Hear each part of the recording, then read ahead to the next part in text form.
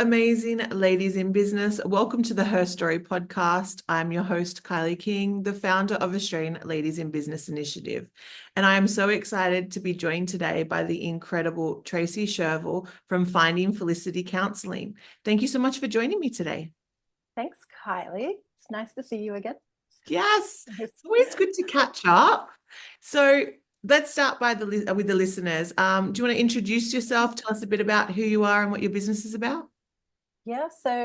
I'm Tracy, and I'm a registered counsellor in private practice.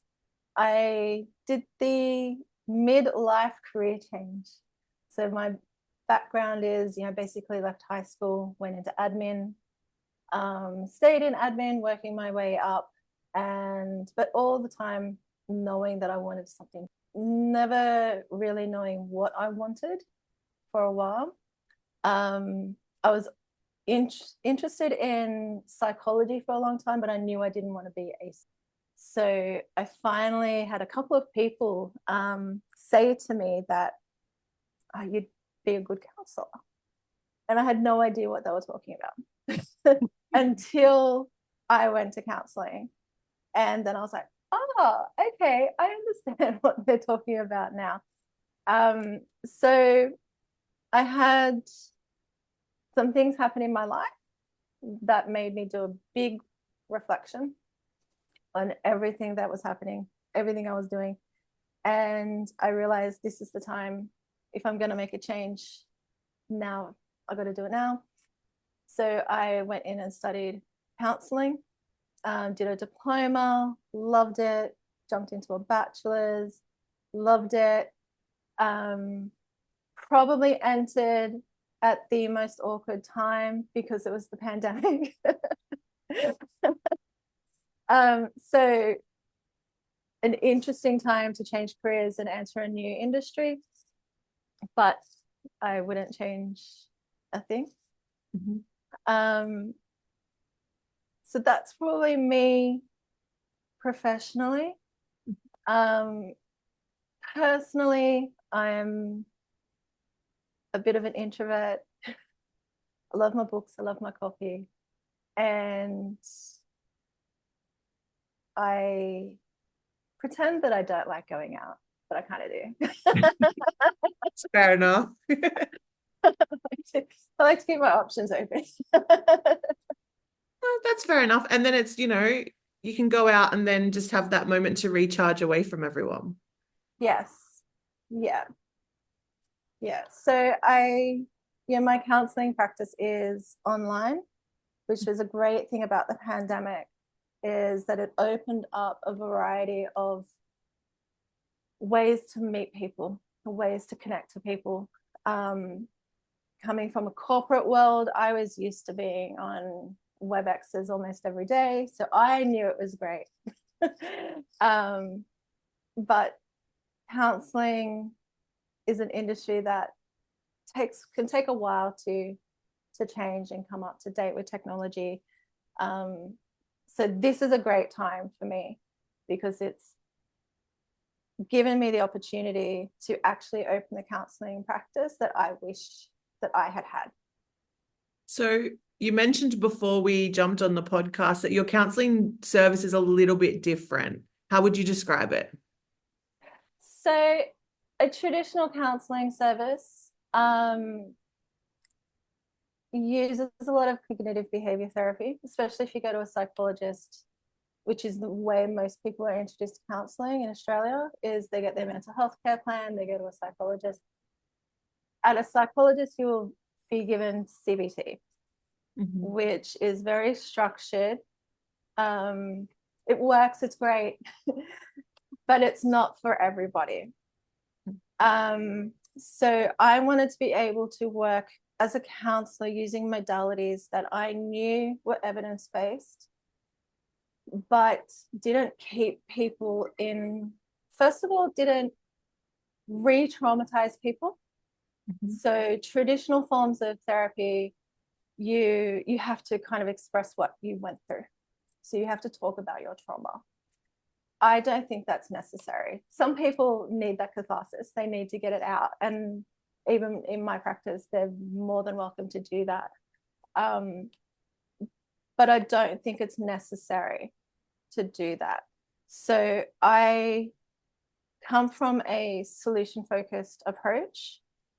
This is something that I'm merging into more and more in my practice, where we focus more on what you want, not what you've been through.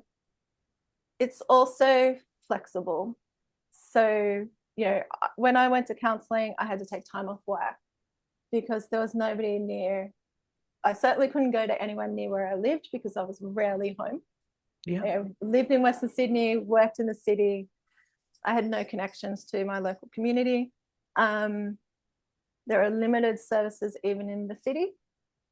So I had to take time off to come out to Parramatta or to ride to go see somebody. It was time that I couldn't afford. It was made the process more stressful. So as good as the counsellor was, having to take that time away, which put more pressure on me at work and dealing with traffic and parking and all that, it actually made it harder to do. So by being online, I kind of say you get all the benefits of counselling without any of the inconveniences. Mm-hmm. So I can provide counselling at night or on the weekend. I can change the hours depending on what my clients want, instead of having to be in the office at 8:30, leaving at 6, and clients having to fit themselves into that schedule. So that's one way that I do it. I also have moved away from requiring people to come here every week. Different reasons for that. One is, again, scheduling. It's hard for people to get the time to do that. People say, I hear this all the time, everyone's got 24 hours. You can fit in an hour. Not everyone can. You've got a lot that you need to fit into that 24 hours. It's also financial, and we're seeing that more and more now with people who are putting aside their self-care because they can't afford it. And counselling is self-care. It's not just for people in crisis. So some people think, oh, I only need to go to counselling if things are really, really bad. You can go to counselling at any time, even when things are fantastic. Just for a check-in, check-up, self-care. I want to be able to provide an opportunity for people to come at any time.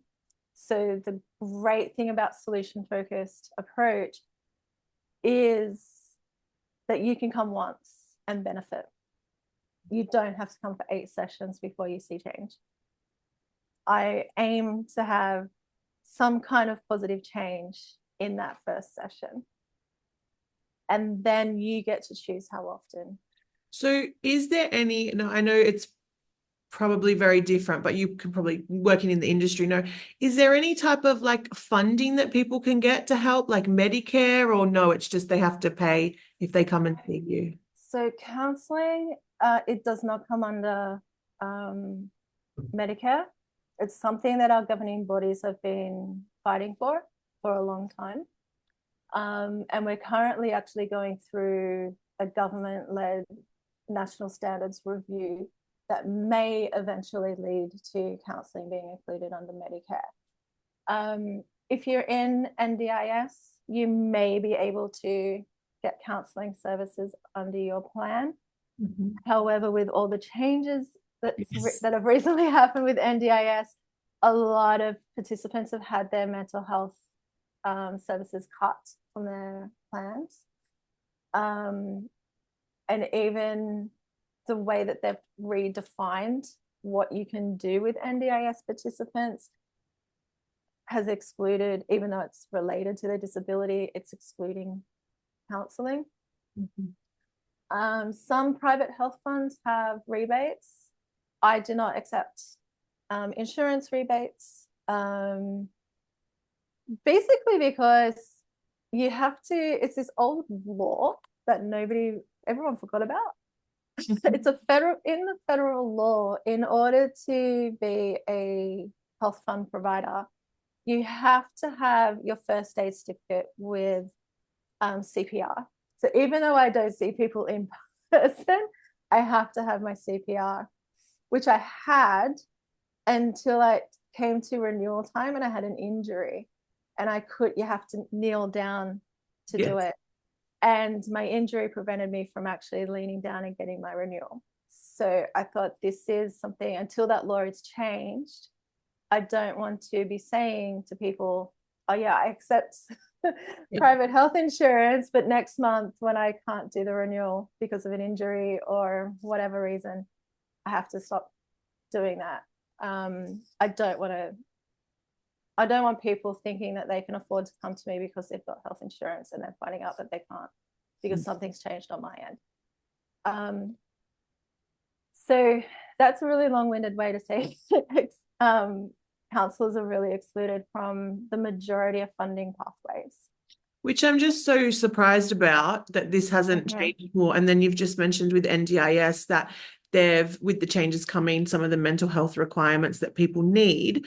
It's like, how many more examples have there been in the media recently of people that are struggling with mental health? Yes. That things are happening because of consequences of mental health, and that it's really something we need to focus on.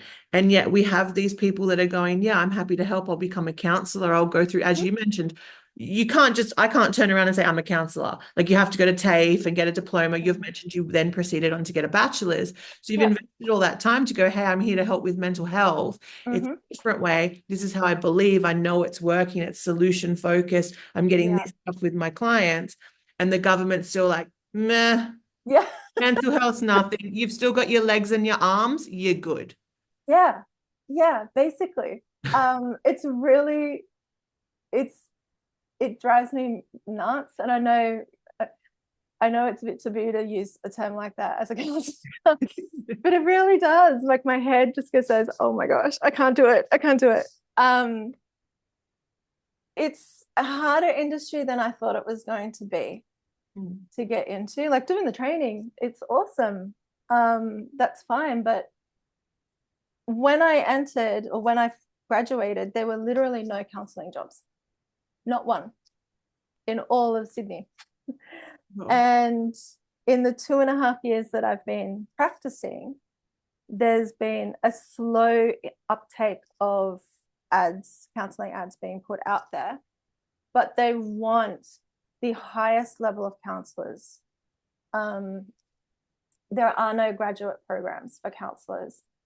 So we're not left with a lot of options. It's open a private practice or try to get a job that doesn't exist. Try to be polite to people who tell me to get a job as a support worker or something like that. That doesn't count. The thing with that is it doesn't count towards my client hours that I need for my professional development. So I have all these criteria that I have to do every year, and the jobs that they're trying to funnel grad counsellors into aren't included in them. But I also go to events where I hear professionals in this industry talk about how people are being missed. There's people in need that are not getting the help they need, and the books are closed. So like the local area health network here, and the primary health networks here, majority of the businesses that they're engaging with have their books closed for at least 6 months. Wow. And there are counsellors like me sitting here going, well, I don't have a wait list. And that's another part of my business that I have chosen, is I would never have a wait list. I'm either available or I'm not. I'm not going to put you on a list and maybe in 6 months' time I get back to you. If I'm not available, I will give you options for other people that you could see. But the primary health networks around Australia aren't actually able to. include counsellors because a lot of their funding comes from the federal government through Medicare, and that's where the problem is. But they also need to campaign to get us. They know we exist. They need to be campaigning to the government saying there's this workforce here that we could be engaging in, and they're not. So I would like to know why they're not. And it's something that I think if people care about mental health and are struggling or have struggled to engage with services, ask your local member why counsellors aren't included. Get us on the bill. Is when we have seen it in Victoria where people did that. They went to their local members and said, we need counsellors in schools. There's not enough counsellors in schools. Why aren't you including counsellors in as people that can be hired in schools? The pressure got to the government and they started hiring counsellors as school counsellors. So in other states, the school counsellor will be a psychologist or a social worker, not a counsellor. So it does work if you put pressure on. But it has to come from the public or people higher up in our industry, because for some reason they don't listen to us counsellors. It just really shows you how behind it is, because I know during COVID, even with COVID, which was, let's face it was not that long ago, the massive strain on COVID was the mental health of people being locked away from people. Yes. Or what the trauma that COVID created. So, you know, not being able to say goodbye to your dying parent, not being able to see your kids do certain things, or being all of that. We're still seeing the ramifications of the mental health crisis from that. And still nothing's been changed. It just surprises me. And then when I started looking into counselling before our interview, I like to do a bit of a dive to find out that there's you can't get Medicare funding for something. Like, what the F is that? Yeah. I'm just so surprised, because you have to go, and you've just mentioned as well, you need to have a certain amount of clients for your professional development to stay in standing. Yes. Well, you've invested this much in your education to make a real difference to serve people. You're trying to keep current with it, and yet there's no support there for you to keep current. So it just sounds like. So this is where, you know, today I'm going to be submitting my response to the National Standards draft, and which is open to the public to view. It really frustrated me when I read it, because there's nothing inherently wrong with what they're suggesting. I don't necessarily disagree with the standards that they want to introduce. I think we need to be held to a high standard. We're professionals, and people come to us in very vulnerable states. So we need to be held accountable. But it's not a reflection of the reality of our industry. And where the problem lies is in people who have less than 5 years experience. So right now, the problem that people are facing that are grads or have less than that 5 years experience is lack of opportunities on top of the lack of funding. But even if the opportunity is there, they're being excluded. The national standards is kind of writing in that exclusion, because unless there's an entire industry acceptance of counsellors and graduate programs introduced, new grad counsellors will just leave, or they'll stop. There's already people saying, I'm just going to leave, because they've read the standards and they can see what's happening. That's going to hurt the Australian public even more, because these are people who are fantastic counsellors. I would go to them. They're beautiful, compassionate people that are highly skilled, and they're just seeing everything stacking up against them. And if they can't help people the way that they wanted to help people in the way that we believe need to be helped, then they're going to go elsewhere. The government needs to understand that. Mm. Yeah. And that's the thing. Then if you lose someone that's passionate about what they do, Yeah. and With immense amount of life experience.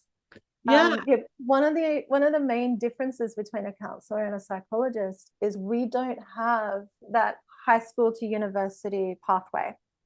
The majority of people who become counselors do so later in life. So when we do that, and by later in life, I mean even in 30s, it's just you've already got some life experience. A lot of people become counselors because they themselves have been through counseling or their family have. And they want to, like myself, I want to provide the service that I wanted. If they're not given the opportunity to do that, then we're all going to suffer. Lived experience is so important. And I don't mean peer support. Peer support workers are fantastic and they have a very important role to play. My lived experience helps me to understand my clients. So my niche, I'm going into this new niche of working with women who are child-free or childless. My lived experience as a woman without children helps me to understand what they're going through. I've been through a lot of those things. I'm not them, so I want to make clear I don't approach anyone thinking, "Oh, I know what you're going through. It's okay." I know what I went through, and it's really, really hard. So yesterday I hosted a training for people, mental health professionals. The woman who that presented that training, wonderful counselor named Holly Lightsey. She has lived experience of neurodiversity. I always get tongue-tied on that word. But she has that lived experience with herself and family members. When she gave that training, her lived experience came through. You could tell this is somebody who has lived it and isn't just reading a textbook. And that's something that clients talk about. They can tell. They talk about, if you go onto the comment section on articles or in Reddit, I like reading like the mental health forums in Reddit. People want a therapist who has lived experience. They don't want someone who just went to university, learnt from a textbook and graduated. As much as they can be fantastic practitioners, they want that connection with somebody who has lived some hard times. 100% agree. I know when I started on my journey and I felt like I was in that dark place, I wanted to have a guiding light that had been through something similar or could speak from experience rather than something else. Like when you're looking for that help, you want someone, I guess, who's sort of been in the similar trenches with you. So, and then also not only can they help you, but it's inspiring because you then aspire to be where they are. Yeah. Because you're like, that person went through all that shit, whether it's similar or not, but they're now at this level, and that's something I aspire to be. So I'm inspired by their journey to keep going forward. Yeah. Yeah. So I think that's, and it's pretty much also why we're doing this podcast right now, is because the business owners, like, you can get as many tips and tricks off Google as you want, but then to hear your story, to say, no, I went from doing admin, I flipped my whole career around to do counselling, and I'm still passionate about what I'm doing as I'm banging my head up against all of that is government, but I'm still here doing it, and I've adapted and I've changed and I've gone down a different path because I wanted to offer a service that I needed. It's truly more inspiring because I know there'll be a listener that goes, I aspire to be Tracy, and she has inspired me to continue on the journey. So no, I 100% agree. Like, lived experience is so important. Yeah.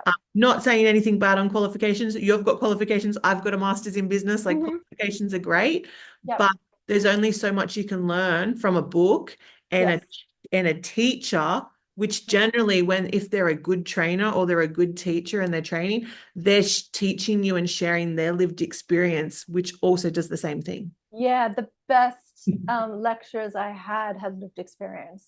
100%. Yeah. And I Yeah. even know now I've gone back into training adult education and Mhm. I use my lived experience as an example, and then Yeah. you can see it engages them more. So it's Yeah. not just me reading a book. So no, I love that. And thank you so much for sharing that with me. So we're very clear. And as Australian Ladies in Business, if there's like something we need to sign or look at doing, that's something I'm happy to discuss with you after the podcast and we can Yeah. community support behind because Yeah. mental health is such a big issue. We've seen how it, how it's grown, and we all talk about it needs to be, it needs to be worked on. We need to help. And here's just one potential avenue where it could really assist people. And we all know about it, but nothing's happening to change it. So if there's anything we can do as a community, let me know. Yeah. Get that Def started. definitely. Yeah, the pressure comes from the public, and as I said, reaching out to your federal member or your local member is super important, especially because we're coming into an election. And if you're on NDIS and your budget has been cut, then you need to be talking to your federal member or your local member. If you're unable to, then please ask your family and friends to do it for you. Advocate for the people that are in your life, even if you don't need the services yourselves. Because there are people who need to be advocated for who don't have the capacity to do so. And that's something that we don't think about with mental health. When we're talking about people need help, so they need to go get help, sometimes they don't actually have the capacity to get the help themselves. They need people around them to go, hey, here's somebody that I know that you can talk to. Or you don't even tell them, but advocate for them in addressing stigma. There's still huge amounts of stigma around mental health. I follow some people who have mental illness who talk about how they are talked down to by the way that they speak about themselves. So there's a great interview with Cody Green, who is the schizophrenic hippie. And he talks about being told not to call himself schizophrenic, but he's the one with schizophrenia, so he's allowed to call himself that. But that is something that contributes to stigma. If you're telling somebody how they can speak about themselves or their mental illness, that contributes to stigma. If you're saying stuff people saying stuff in the office, and I used to hear some horrendous things said about mental illness, address it, pull them up. I used to always be that person that would get in trouble pulling people up. I still am. What am I saying? Used to. I still am. But people need to learn that what they're saying isn't right. It isn't helpful. And you don't know who's listening. So there could be somebody that's around you. You could be sitting on the bus and there's somebody there who is having the shittest day of their life. But you say something positive about getting help or getting support, or just how somebody can improve their day, or even just saying nice things about humanity. So sometimes you need to hear that life is worth living to get through the next day. Yeah. That's the way you can also help. I just did, when you were speaking about mental illness and how he introduces himself as the schizophrenic, what was it, hippie? Hippie. The schizophrenic hippie. I just did an interview just before here with another lady in our community, and that's how she introduces herself. She says, hi, I'm this, and I have these, like I'm autistic and I also have, you know, mental health illnesses. Mhm. She said it for exactly the same reason. I'm here to remove the stigma and I'm here to go, this is me and this is what I'm all about. So Yeah. to hear that twice today, like it's such a confirmation for me to go, no, you know, it's so important. And I don't think anyone, as you said, I don't think anyone should dictate how anyone introduces themselves, whether No. it's at a meeting, like just like as a friend, or, you know, I do this in my business and this is why I do it. And I Yeah. think that's super important. I mean, even just on a personal note, I describe myself as a fat woman because I am. I'm fat and I'm a woman. It took me a long time to get comfortable with the word fat because it's used so negatively. In reality, it's just a descriptor. So if I say in front of you that I'm a fat woman, don't tell me that I'm not. Don't tell me that I'm fluffy or I'm I was curvy. going to say, no, you're curvy or you're like. It just is. It just is. And when you say that I'm not, you're taking away some of my power because I've fought within myself for a long time to get comfortable with who I am. So if you try to correct me, then you're trying to take away what I have gained. But see, in saying that too, I can sort of see from their perspective, like because we've used that word as such a derogatory term. Yeah. So they would be like, no, Tracy, don't say that about yourself. You're not, like you're beautiful. And it's like, yeah, I'm fat and I'm beautiful. It's okay. not beautiful. But do you know what I mean? I can see some people would, and they wouldn't even think that. They'd just be like, oh, she's Yeah. speaking down about herself. I Hmm. know she needs to know. But as you said, that word is such a descriptor, and why language is so important, because we turn language into such negative connotations. Like so many words that used to be okay have now been used in a negative sense. Yeah. And I remember when I was doing some work with a mentor of mine, we were talking about language and power language and how certain words are used by places like the media and by other people to shut down your brain. So as soon as you're told something, your brain automatically goes, oh, that's a bad word, I don't want to hear it, or this is going to trigger someone, or whatever. And that word, which is just a word, like, you know, we then look at it and straight away, oh, how can we fix the situation? How can we smooth it over? But as you're saying, that's your word, and like you took a lot to overcome that. Yeah. So for someone to disagree or say something, it could actually be causing more harm than they're trying to do in a nice sort of way, if that makes sense. Yeah. Language matters. Language is really important.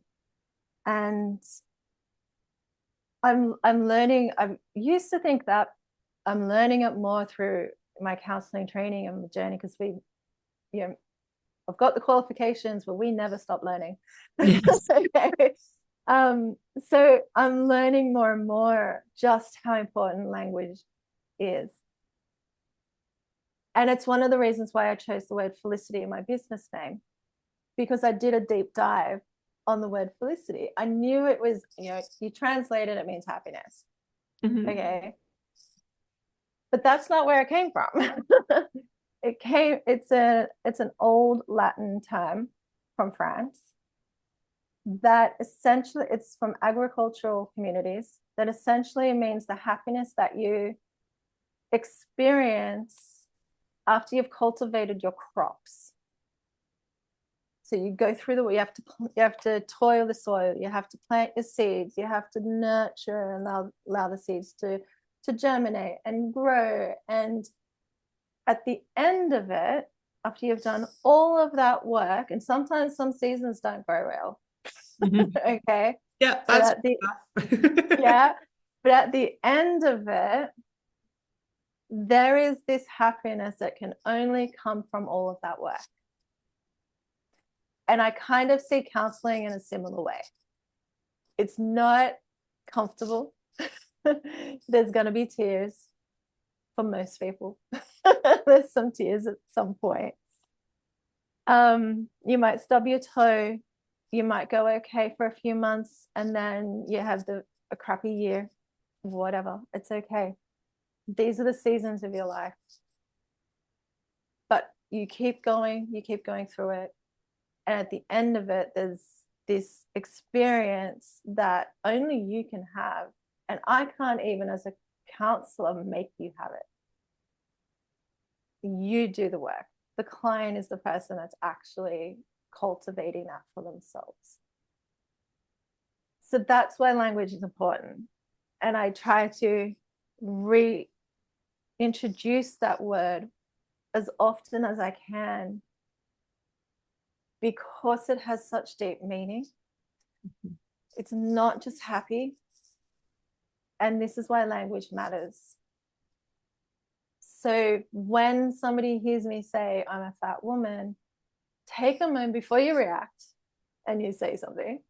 Take that moment to look at me and see the look on my face, or see how I'm holding myself. And if I'm saying I'm a fat woman and I'm like this, and I'm closing in on myself, then maybe I do need some words of affirmation.